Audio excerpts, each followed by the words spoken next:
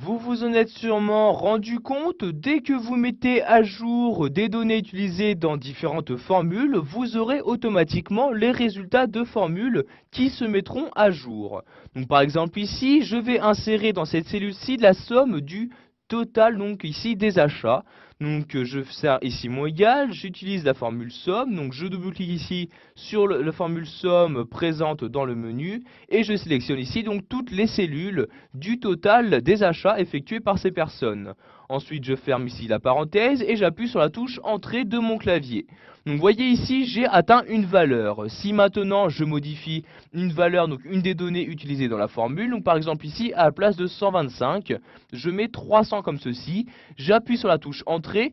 Vous pouvez voir qu'automatiquement, donc ici, le résultat de la formule est mis à jour.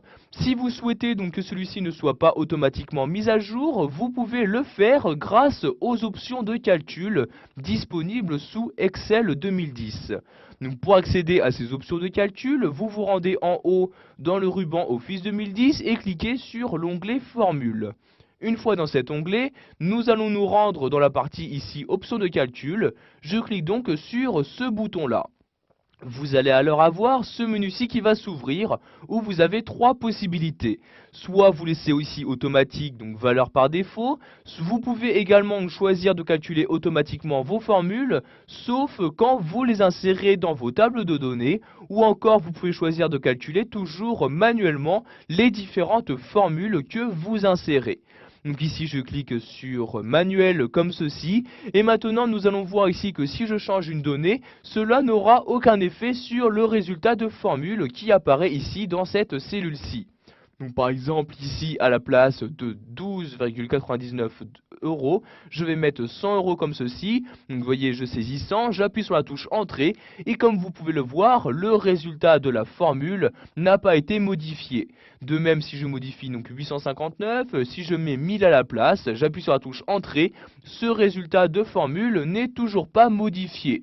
Vous allez donc deux fois ici mettre à jour manuellement votre feuille ou votre classeur afin de mettre à jour les différents résultats de formule.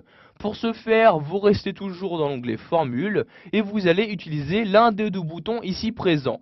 Donc celui-ci va vous permettre de calculer toutes les formules présentes dans votre classeur. Si vous souhaitez juste calculer les formules présentes juste dans la feuille active, vous allez utiliser ici ce bouton-là.